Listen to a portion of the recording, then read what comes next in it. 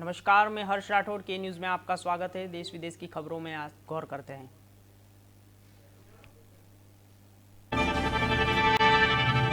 बात करते हैं कोरोना को लेकर कोविशील्ड की कीमतों में लेकर विवाद में आए सीरम इंस्टीट्यूट ऑफ इंडिया के सीईओ आधार पूनावाला मुंबई में केंद्र सरकार के अधिकारियों ने बुधवार को यह जानकारी दी। बताया गया कि पूनावाला को खतरे की आशंका है, देखते हुए उनके सिक्योरिटी दी गई है। तब कंट्रोल और रिजर्व पुलिस फोर्स भी 4 मास कमांडोज के साथ 11 सुरक्षाकर्मी पूनावाला के साथ रहेंगे। ये सिक्योरिटी कवर उन्हें पूरे देश में मिलेगा। तो एसआई के डायरेक्टर और गवर्नमेंट के प्रकाश कुमार सिन्हा ने 16 अप्रैल को गृह मंत्री अमित शाह को चिट्ठी लिखी थी। तो इसमें पूनावाला को सिक्योरिटी देने की अपील की गई थी। तो सीरम इंस्टीट्यूट के कोरोना वैक्सीन के ओर बना रहे हैं।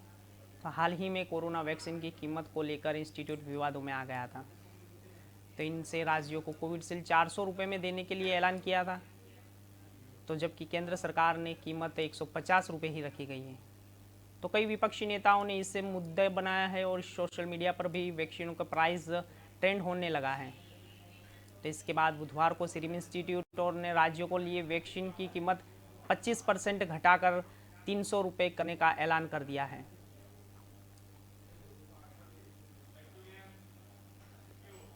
तो पश्चिम बंगाल विधानसभा के चुनाव के 8वें और आखिरी चरण में 35 सीटों पर सुबह 7 बजे से वोटिंग जारी है।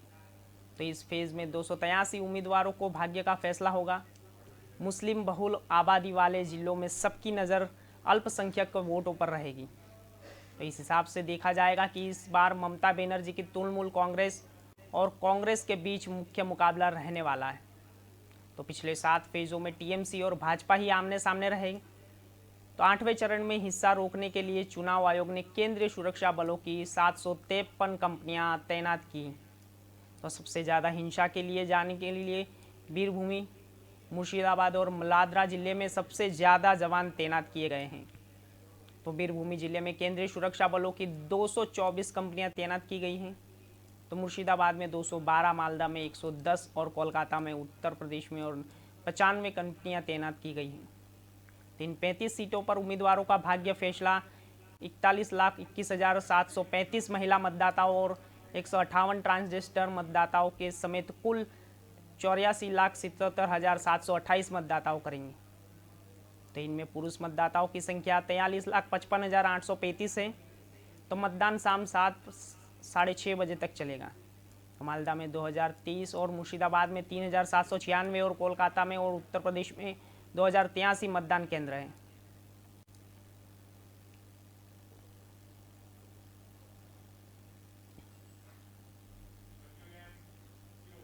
तो राजस्थान में कोरोना के केसों में बुधवार को एक रिकॉर्ड बनाया है। तो पिछले 24 घंटे के अंदर 16,613 और केस मिले हैं। तो जबकि 120 लोगों की मौत हुई। तो राहत की बात यह है कि प्रदेश में धीरे धीरे रिकवरी रेट ग्राफ बढ़ने लगा है। तो 8,303 लोग संक्रमित व्यक्ति हुए। तो कोरोना की चपेट में पूर्व मुख्यमंत्री वसुंधरा राजे के पुत्र और झालावाड़ बारी के सांसद दुष्यंत सिंह आ गए हैं। तो जयपुर विधायक अशोक लाहोटी और उनका पूरा परिवार संक्रमित हो गया है। तो सरकार ने सांस में भी तकलीफ वाले लोगों से प्रोनिंग करने के लिए कहा है, तो ऑक्सीजन लेवल को गिरने के लिए रोका जा सके। राज्य की जिलेवार रिपोर्ट देखें तो बुधवार को सबसे ज़्यादा केस जयपुर में 3,014 मिले हैं। तो जबकि 32 लोगों की मौत हुई है। जयपुर में एक ही दिन में सर्वाधिक मौत का आंकड़ा है। तो जबकि 1,325 लोग रिकवर हुए हैं। तो जयपुर में स्थिति विकट रही है। तो लगभग सभी अस्पतालों में बेड फुल हो रहे हैं। लोग अस्पतालों में भर्ती होने के लिए परेशान होते रहे।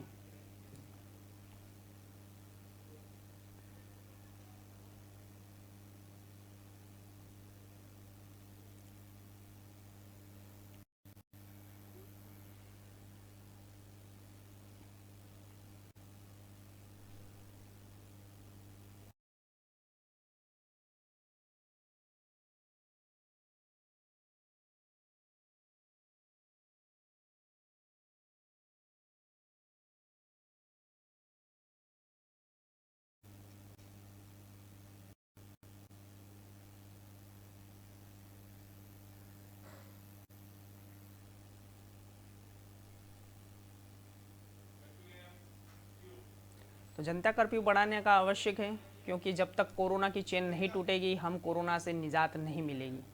प्रशासन सख्ती कर रहा है, लोग भी जागरूक हैं, लेकिन कुछ लोग अभी भी नादानी कर रहे हैं। शादी में ज़रूरत से ज़्यादा लोग जमा हो रहे हैं, गर्मी में लोग पहुंचते हैं, इसके बाद जो संक्रमण फैलता है उसे हिसाब साधन तो सीमित हैं। तो जैसे अस्पतालों में 500 बिस्तर है तो उससे बढ़कर 5 लाख तो नहीं किया जा सकता, इसलिए हम 5,000 को ही संक्रमित होने से रोके। यदि इसका कोई हल है तो वह लॉकडाउन है। ये बात ऊर्जा मंत्री ठाकुर ने भी कहा है। परेशानी नहीं हो इसलिए दूध, किराना, फल, सब्जी के लिए सुबह 3 घंटे दिए गए हैं। जब तक कोरोना महामारी पीछा नहीं छोड़े सुरक्षित रहना होगा। यदि 7 मई तक कोरोना पीछा छोड़ देगा तो सब कुछ सामान्य हो जाएगा। 7 तक और जनता को कर्फ्यू में रहना होगा। मरीजों को जो बाढ़ आ रही है उन्हें ठीक होते होते 7 दिन तो लग ही जाएंगे। तो सभी जानते हैं कि इसमें 14 दिन के बाद ही छुटकारा मिलता है। तो मंत्री उषा ठाकुर ने कहा है कि केंद्र सरकार, राज्य सरकार रात भर बिना सोए काम कर रही है। ऑक्सीजन टैंकर बनवाए हैं, प्लांट और लगवाना, इन्हीं भी सभी कामों पर काम चल रहा है। समय लग रहा है तो लोगों में इसी भी तैयारी युद्ध स्तर पर शुरू कर दी है। तो हम संभागीय स्तरों के लिए साथ ही बढ़े। सरकारी अस्पतालों में ऑक्सीजन और प्लांट लगा रहे हैं। तय किया गया है कि पुनः इसी प्रकार विकट स्थितियों का सामना फिर कभी नहीं करना पड़े। तो इसके लिए सबसे बड़े रुपए इस बार स्वास्थ्य सुविधाओं के लिए जरूरत और करने का लगाया है। तो झारखंड के बोकारो और 24 घंटे लगातार 1153 किमी का सफाई तय कर ऑक्सीजन एक्सप्रेस बुधवार सुबह 8 बजे मंडी दीप स्टेशन पहुंची। ट्रेन के पहुंचते ही रेलवे प्रशासन और अधिकारियों के में हलचल तेज हो गई है। तो कुछ ही देर में ट्रेन और 31 टन ऑक्सीजन से भर दी और टैंकरों को अनलोडिंग करवाने का सिलसिला तेज हो गया। तो 1 ही घंटे में मशक्कत के बाद तीनों टैंकरों को नीचे उतारा गया। फिर ग्रीन और कॉरिडोर बनते हुए इन्हें पुलिस की पायलटिंग गाड़ियों के साथ सीधे गोविंदपुरा स्थित आयन बॉक्स प्लांट पहुंचाया गया। तो यहाँ टैंकरों को ऑक्सीजन निकालकर 22 टन ऑक्सीजन शहर के मुख्य हॉस्पिटलों को भेजी गई। तो इनमें एस और हमीदिया जैसे और उनके पीपुल्स हॉस्पिटल शामिल हैं। तो उधर भी राजा भोज और एयरपोर्ट से खाली टैंकरों को एयरलिफ्ट किए जाने का सिलसिला बुधवार को भी जारी रहा। वहां से एयरफोर्स भी 17 एयरक्राफ्ट के 2 खाली टैंकरों को सूरत और उसमें 2 रांची भेजा गया है।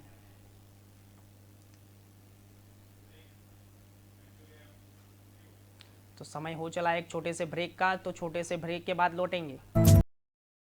टारगेट पूरा नहीं हुआ ना तो जॉब छोड़ दूंगा। वाह क्या बात है, वाड़ीलाल आइसक्रीम सैंडविच।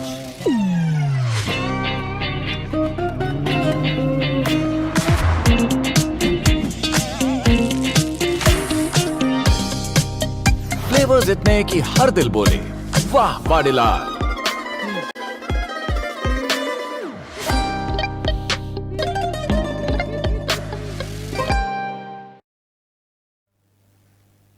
ब्रेक के बाद आपका फिर से स्वागत है। समाचारों में आगे गौर करते हैं। ग्वालियर में बुधवार को हल्की रात से बुधवार में ग्वालियर में 24 घंटे में 920 नए संक्रमित मिले हैं, लेकिन ठीक होकर घर जाने वालों का आंकड़ा 1143 है। संक्रमित की मौतों का सिलसिला थमता नजर नहीं आ रहा है। बुधवार को भी 40 संक्रमित की मौत हुई है। इनसे 29 शहरों के संक्रमण में कुछ हद तक कम हो रहा है, लेकिन ऑक्सीजन और रेमडेसिविर इंजेक्शन की दिक्कत बनी हुई है। दोनों चीज़ों की कमी पूरा करना प्रशासन के लिए मुश्किल हो रहा है। यही कारण है कि बुधवार को कलेक्टर ग्वालियर ने इंजेक्शन के लिए नई व्यवस्था बनाई। अब इंजेक्शन अस्पतालों को ही बांटे जाएंगे और हर दिन कलेक्टरों पर लिस्ट लगेगी और अस्पतालों को कितने इंजेक्शन दिए गए। प्रदेश में कोरोना संक्रमण की दूसरी लहर का असर अब कम होना शुरू हो गया है। तो हर दिन और साथ मामूली अंतर के साथ संक्रमित संख्या कम होने लगी है। तो अभी तक एक दिन में 1200 मरीज का क्रम चल रहा है, लेकिन बुधवार को यह आंकड़ा घटा है। तो बुधवार को 920 नए मामले सामने मिले हैं, तो जिसके बाद कुल संक्रमितों का आंकड़ा बढ़कर 39,177 पर पहुंच गया है। तो साथ ही 40 लोगों की मौत भी हुई है। तो कोरोना संक्रमण तेजी से फैल रहा है, हालत बिगड़ते जा रहे हैं। ऑक्सीजन टैंकर आने का सिलसिला लगातार जारी है। छत्तीसगढ़ की राजधानी रायपुर में डॉक्टर की लापरवाही का बड़ा मामला सामने आया है। डॉक्टर भीमराव अंबेडकर अस्पताल के डॉक्टर ने एक ही 72 साल की बेहोश महिला को बिना जांच मृत घोषित कर दिया।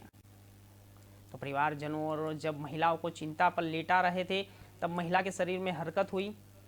लोग हैरान हो गए।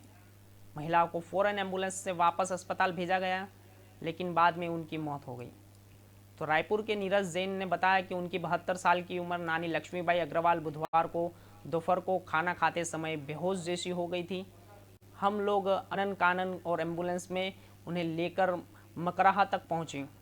वहां डॉक्टर ने ऊपरी तौर पर ही देखा और बताया वे मर चुकी हैं। तो साथ में सभी लोग बेहद दुखी थे, इसलिए नानी को लेकर वे लोग गोकुल नगर श्मशान पहुंचे। तो वहां चिता पर लिटाते समय लोगों को उनके शरीर में हरकत महसूस हुई, देखा और वो पल्स चल रही थी। बाद में एम्बुलेंस को बुलाकर उन्होंने अस्पताल भेजा गया। परिवारजनों का कहना है कि डॉक्टर ने दोपहर में ही उनकी ठीक से देखा होता तो इलाज शुरू हो जाता और वे बच भी सकते थे। तो सामाजिक संस्था एक पहल के हितेश अग्रवाल ने बताया कि उनकी संस्था पिछले कई महीनों से कोरोना संक्रमित मृतकों का अंतिम संस्कार में प्रशासन की मदद कर रही है। तो आज भी आम दिनों की तरह पार्थिव दे आई और मृत महिला के साथ उसके रिश्तेदारों ने भी उसने नर्स के कपड़े पहन रखे थे। तो छत्तीसगढ़ के महाराष्ट्र बॉर्डर से लगे गढ़चिरौली जिले में बुधवार सुबह सुरक्षा बलों और नक्सलियों के बीच मुठभेड़ हो गई। तो करीब 4 घंटे इस मुठभेड़ के दौरान सुरक्षा बलों ने 2 इनामी नक्सलियों को मार गिराया है। उनके शव और बरामद कर लिए हैं। मारे गए नक्सलियों को पहचान हो गई है। एक पर 6 लाख और दूसरे पर 2 लाख रुपए का इनाम था। मौके से हथियार व अन्य सामान्य बरामद हुई। जानकारी के मुताबिक महाराष्ट्र में गढ़चिरौली जिले के एटापल्ली में नक्सलियों को मौजूदगी की सूचना पर C-60 के फोर्स के जवान और सर्चिंग पर निकले थे। तो बुधवार की सुबह करीब 6:30 बजे जाम्बिया गट्टा के जंगलों में घात लगाए और 20-25 नक्सलियों ने फायरिंग शुरू कर दी, पर जवानों ने जवाबी कार्रवाई की। जवानों ने भारी पड़ता देख नक्सली भाग निकले। तो इसके बाद जवानों ने सर्चिंग दौरान के नक्सलियों के शव पर बरामद किए और मारे गए नक्सलियों की पहचान और एटापल्ली विनय लाल नरोटे ने थानोरा और निवासी विवेक उर्फ सूरज मनोहर कानून नरोटे को रूप में हुई। तो दोनों LOC के सदस्य थे। तो विनय पर 2 लाख और विवेक पर 6 लाख रुपए का इनाम था। मौके से एक 9mm की पिस्तल, भरमार बंदूक, विस्फोटक, नक्सली साहित्य और अन्य सामान बरामद हुआ है। तो बताया जा रहा है कि जाम्बिया गट्टा पुलिस की चौकी करीब 12 किलोमीटर मुठभेड़ हुई।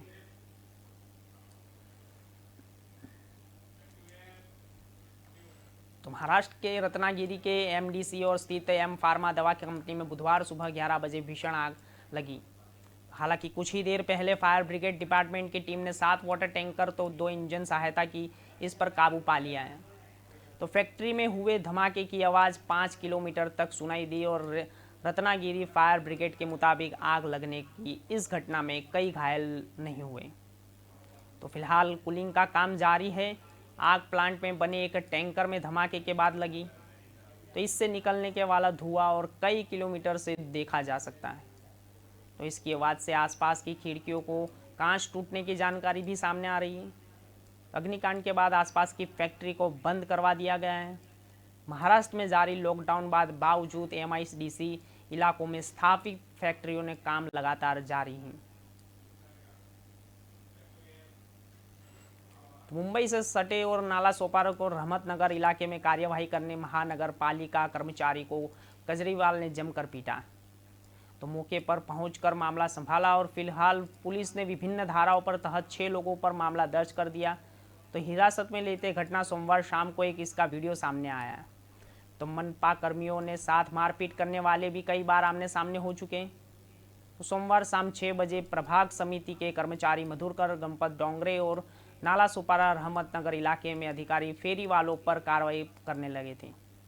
तो तभी कुछ हाथ गाड़ियों वाले फेरियों वाले ने डोंगरे पर हमला कर दिया। तो टीम बीच बचाव में आई तो फेरी वालों ने गोली गलौज और उसमें धक्का मुक्की करने लगे। तो इसी बीच फेरी वालों ने डोंगरे को गिरा दिया और लातों से उनकी पिटाई कर दी। तो फेरी वालों ने घुटाने और जमकर बवाल किया। स्थानीय लोगों के मुताबिक वसई और विरार में अवैध फेरी वालों की दादागिरी से वे सभी परेशान हैं और खरीदारी ने समय मोल भाव करने में ये दादागिरी पर उतर आते हैं। मौके पर पहुंची तो पुलिस ने 3 लोगों को हिरासत में ले लिया है।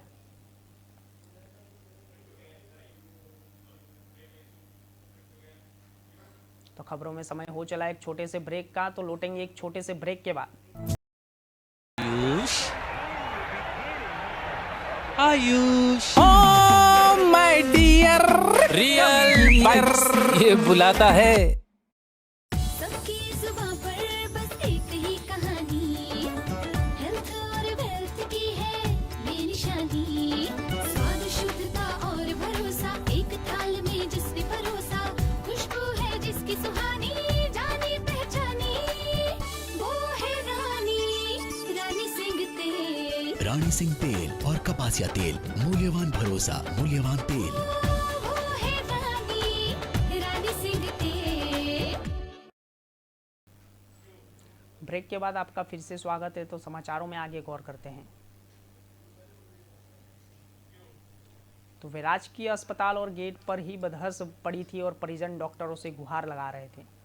तो कई तो आए और उसे देख ले और मित्र कर करके थक गए और अस्पताल में किसी ने नब्ज तक नहीं टटोली और तड़प तड़प कर आधेड़ महिला ने दम तोड़ दिया और सिस्टम मुंह चिढ़ाता रहा। और दिल को झकझोर करने वाली है घटना धौलपुर के और बाड़ी कस्बे के सरकारी अस्पताल की है।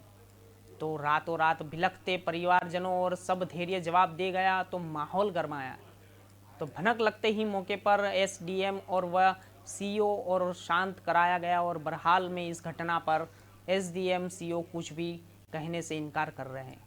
तो बुधवार से बसोड़ी के आकापुर गांव के निवासी राम सिंह कुशवाहा की पत्नी नत्थो की तबीयत बिगड़ने पर परिवार ने नवल सिंह कुशवाहा को बताया कि 10 दिन पहले ही नत्थो को कोरोना वैक्सीन लगवाई थी। तो उसी के बाद उसकी तबीयत खराब होती रही और सुबह जब ज़्यादा स्थिति बिगड़ने लगी तो हम लोग एम्बुलेंस की व्यवस्था में जुट गए और काफ़ी प्रयासों के बाद एम्बुलेंस मिली। बुधवार सुबह करीब 9 बजे तक हार कर बाइक पर बिठाकर अस्पताल लेके रवाना हो गए। तो आधेड़ महिलाओं का अस्पताल लाते समय बीच रास्ते में ही पुलिस ने रोक लिया। तो 200 रुपये का जुर्माना देकर जैसे तैसे छूटे तो अस्पतालों की ओर रवाना हुए।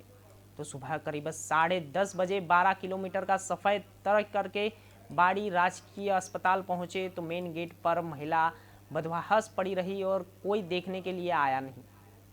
तो लगातार हालत बिगड़ती रही और परिजन गिड़गिड़ा रहे थे। अस्पताल के किसी स्टाफ ने देखने की जहमत नहीं उठाई। भागलपुर शहर में और उमस भरी गर्मी की शुरुआत हो चुकी है और बंगाल की खाड़ी की ओर हल्की नरमी आने लगी है।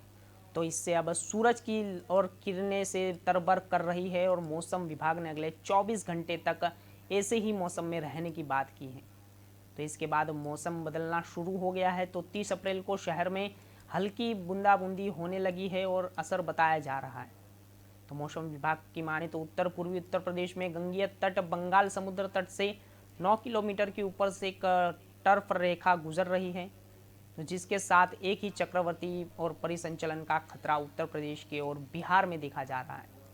तो इन मौसमों को कार के प्रभाव 30 अप्रैल को उत्तरी और दक्षिण पूर्वी बिहार के कुछ स्थानों पर मेघ गर्जना और हालांकि बारिश संभावना है।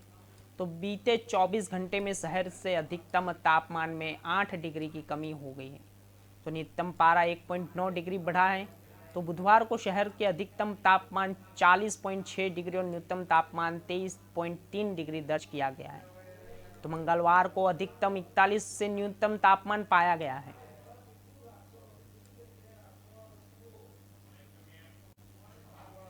तो इंडियन प्रीमियर लीग के गुरुवार को डबल हेडर के पहले मुकाबले में डेफिंग और चैंपियन मुंबई इंडियंस का सामना राजस्थान रॉयल्स का होगा। तो टीम और अब तक की 5-5 मैचों में सिर्फ 2-2 में जीत हासिल कर पाई है। तो हालांकि इस मैच में मुंबई लगातार 2 मुकाबले हार कर आ रही है। तो वही राजस्थान ने पिछले मैच में कोलकाता नाइट राइडर्स को हराया है। तो यानी मुंबई हारी तो ये उसके लिए हार की हैट्रिक होगी। तो दोनों के पास 4-4 अंक है और बेहतर नेट रन रेट के आधार पर मुंबई चौथे स्थान पर है। तो राजस्थान की टीम 7वें नंबर पर है और राजस्थान की टीम पर मैच में जीती तो चौथे स्थान पर आ जाएगी। तो हालांकि वह इस नंबर पर टिकेगी या फिसल जाएगी, ये डबल हेडर के दूसरे मुकाबले में के नतीजे पता चलेगा।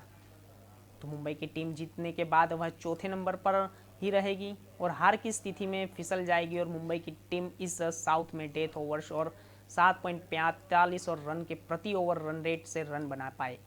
तो ये इस जीवन में सभी 8 और टीम से सबसे कमज़ोर प्रदर्शन है। तो दिल्ली में ये किस्मत बदलने का इंतज़ार कर रहे हैं।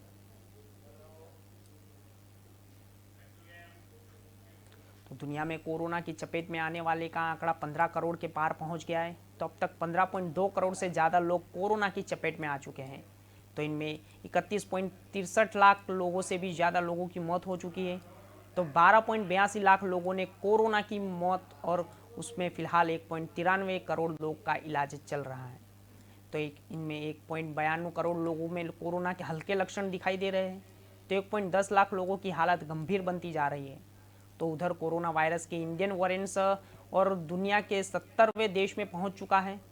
तो वर्ल्ड हेल्थ ऑर्गेनाइजेशन और वो बताया गया है कि दुनिया में पिछले हफ्ते कोरोना के 57 लाख मामले सामने आए हैं। तो यह आंकड़े पहले और कहीं से ज़्यादा है। तो इंडियन स्ट्रेन या और उसके B.1 और 6 से और वेरिएंट म्यूटेशन की वजह से भारत में लगातार कोरोना के मामले बढ़ रहे हैं। तो WHO वेरिएंट के ऑफ घोषित किया गया है। तो बीते दुनिया में और 8 लाख से 55,840 लोग संक्रमित हुए की पहचान करने में लगी है। तो 15,284 लोगों की मौत हो चुकी है इस बीच।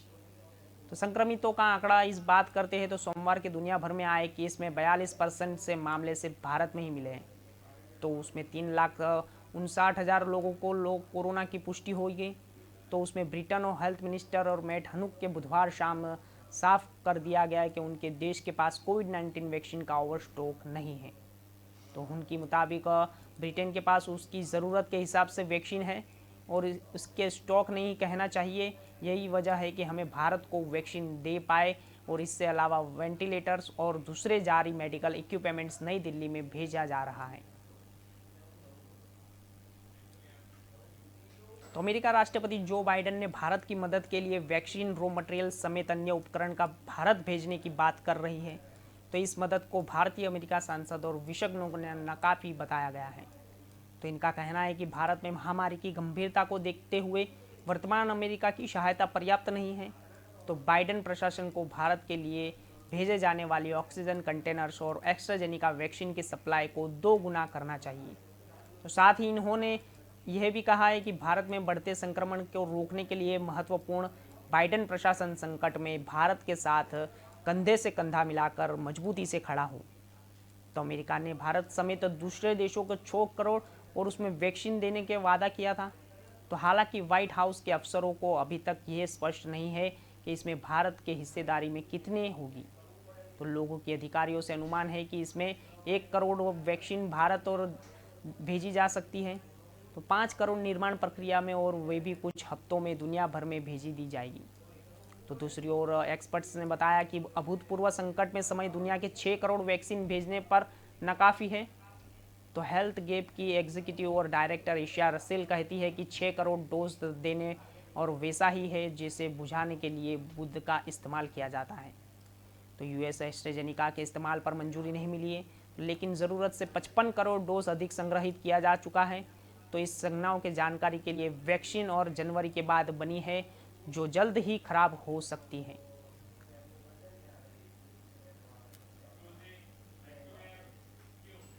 देश विदेश की खबरों में अब तक के लिए इतना ही। ज़्यादा जानकारी के लिए देखते रहिए के न्यूज़। नमस्कार।